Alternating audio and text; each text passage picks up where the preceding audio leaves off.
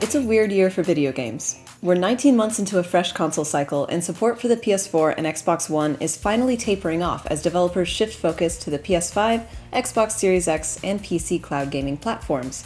The pandemic slowed or paused development on a generation of games, and studios of all sizes are being absorbed by the biggest names in the room. The industry is in flux, and the rest of this year reflects this instability. Put simply, there aren't a lot of huge games coming out in the second half of 2022. Right now, the video game space is made up of delays, big promises, and more delays. That doesn't mean there's nothing to look forward to. Between indie and AA developers, cloud libraries, and mobile games from Netflix of all companies, this period of transition will still be packed with plenty of things to play. The 2022 holiday release calendar definitely looks thinner than it did a few months ago, but the first half of the year was fairly busy with games like Horizon Forbidden West, Elden Ring, Pokemon Legends Arceus, Gran Turismo 7, Kirby and the Forgotten Land, and Tiny Tina's Wonderlands. And those are just the well-funded releases with big shiny ads. The year has also been good for indie and AA titles like Neon White, The Quarry, The Stanley Parable Ultra Deluxe, Sifu, Tunic, Ollie Ollie World, and Salt and Sacrifice already available. The summer's peppered with even more small but fantastic-looking games, like the cyberpunk cat simulator Stray, Sam Barlow's Immortality, and the wildly anticipated Cuphead DLC, all due out by the end of July. Weirdly enough, Netflix is also helping to fill in the gaps with a new push into mobile gaming, and its latest titles are a treat. Poinpy, the new game from the creator of Downwell, is particularly addictive. Netflix is also publishing the next titles from the studios behind Monument Valley and Alto's Odyssey, and all of them are free without ads or microtransactions as long as you have an active Netflix subscription. On top of all that, mid-tier publishers like Devolver and Annapurna have a steady stream of strange, high-quality games coming out at all times. And of course, there's Xbox Game Pass, PlayStation Plus Premium, Nvidia's GeForce Now, and even Google Stadia, cloud gaming services that bring hundreds of classic and new titles to essentially any device with a screen.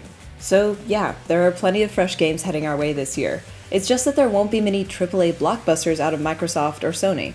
Whether we like it or not, these studios set the pace of the industry, and gaps in their release schedules can make it feel like development has stagnated across the board. And right now, there are a lot of AAA gaps. What makes it worse is the fact that Microsoft and Sony have announced and then abandoned multiple huge projects over the past few years, giving all of us something concrete to miss in every showcase. In late 2019 and 2020, Microsoft announced massive games including Fable, Senua's Saga Hellblade 2, Everwild, Avowed, and Outer Worlds 2, and it hasn't said much about these projects since. On top of that, there's everything going on at Bethesda, the largest brand under the Xbox Game Studios banner. Bethesda's shiny new sci-fi RPG Starfield was delayed out of 2022 earlier this year, alongside Arcane's online vampire shooter Redfall. Meanwhile, it looks like Elder Scrolls 6 has at least 5 more years left in development, and Fallout 5 may not even come out until the next console generation. The biggest Xbox exclusives still landing this year are High on Life, As Dusk Falls, and Pentiment, 3 mid-sized games, 2 of which were literally announced this month. Sony is in a similar situation. It has more AAA exclusives hitting the market in the second half of the year than Microsoft, with Forspoken, God of War Ragnarok, and The Last of Us remake on the calendar, but there are still plenty of unknowns in the PlayStation lineup. Final Fantasy XVI was a highlight of the PS5 announcement stream in 2020, but we just got a release window of summer 2023 for that one. There's been zero to little information about other games Sony's had in the works for years, including Wolverine, the Knights of the Old Republic remake, and Spider-Man 2. A standalone multiplayer mode for The Last of Us is still MIA, and we've yet to get the details on multiple game projects that Naughty Dog is also working on. We're dying to share with you the multiple game projects we have in the works at Naughty Dog. There are also a couple of big cross-platform games due to come out this holiday season, including Hogwarts Legacy and the Callisto Protocol, but fanfare for these titles has been fairly muted so far.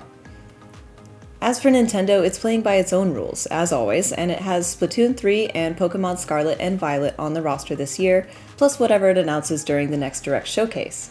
It has its own troubles, of course. Breath of the Wild 2 was pushed back to 2023, and then there's Metroid Prime 4, which was announced in 2017, and yeah.